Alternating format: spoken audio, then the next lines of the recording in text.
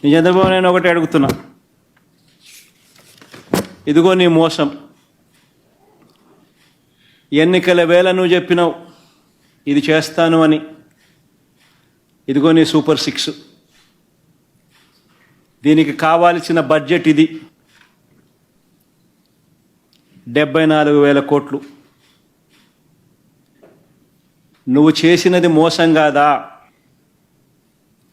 నువ్వు చెప్పినది అబద్ధం కాదా? నీ మీద 420 కేసు పెట్టకూడదా? ఆర్గనైజ్డ్ క్రైమ్ ఇది కాదా అని నేను ట్వీట్ పెడతా ఉన్నాను. నా ఎమ్మెల్యేలు, కంటెస్ట్ చేసిన ఎమ్మెల్యేలు అందరూ ట్వీట్ పెడతా ఉన్నారు, పెట్టబోతున్నారు.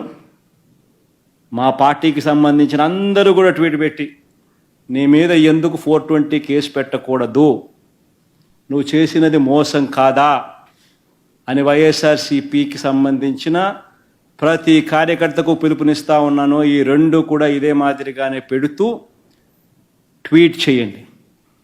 ఇన్స్టాగ్రాము, ఫేస్బుక్, వాట్సాప్, యూట్యూబ్ అన్నిట్లోనూ పెట్టండి. ఎంతమంది నేను అరెస్ట్ చేస్తాడో చూద్దాం.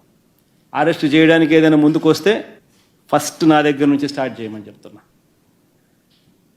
ఏమయ్యా నువ్వు చెప్పలేదా ఇవన్నీ? నీ మేనిఫెస్టోలో ఇవన్నీ లేవా? నీ బడ్జెట్ ఇది కాదా? నీ బడ్జెట్లో కేటాయింపులు, వీటికి సంబంధించిన కేటాయింపులు ఇవి ఉండాల్సింది కాదా? మరి ఎందుకు కేటాయింపులు చేయలేదు?